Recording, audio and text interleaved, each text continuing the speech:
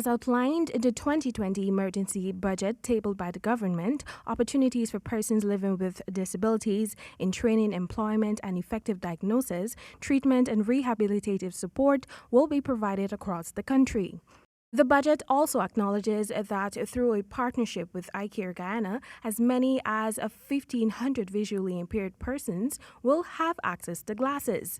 Additionally, through another partnership with Starkey Hearing Foundation, over 1,000 persons will benefit from hearing aids in Regions 4 and 9 this year. However, these provisions sideline some of the most critical challenges faced by members of the disability community. The Guyana Council of Organizations for Persons Living with Disabilities has made several calls for disability inclusion in several sectors such as education, public service, health, housing, and others. Program coordinator of the council, Ganesh Singh, during an exclusive interview with this newscast, expressed that the organization did not expect much from the emergency budget.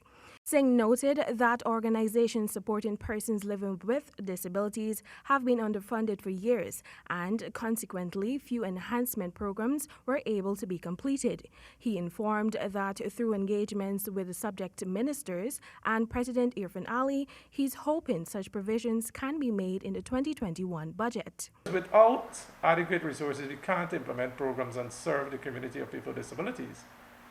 Most of the organizations, well, all of them, they can't employ staff. Most of them don't have a secretariat. Few programs are implemented, and that is, again, because of not having adequate financial resources.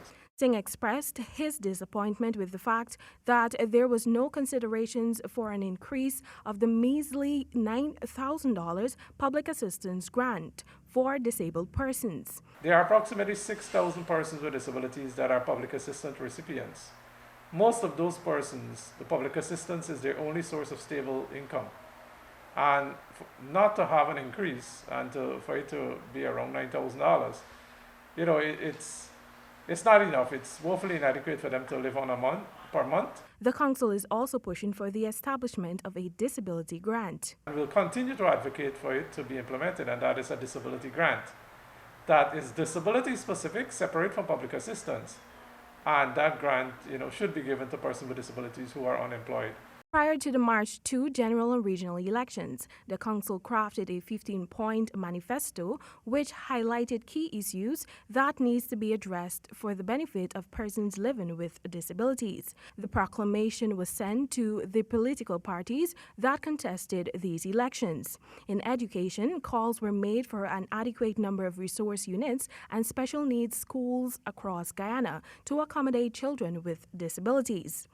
In employment, the council proposed that government should develop and implement a policy that will afford at least 5% of all public sector jobs to qualified and skilled persons with disabilities within all government ministries, agencies, and other government organizations with a staff of over 20 persons. The manifesto also promised to address issues with accessibility, communications, and housing. Provisions were made in the 2018 budget for tax exemptions and duty-free concessions on retrofitted vehicles, smartphones, and handsets with features and apps for persons living with disabilities. Temika Rodney reporting for the HGP Nightly News.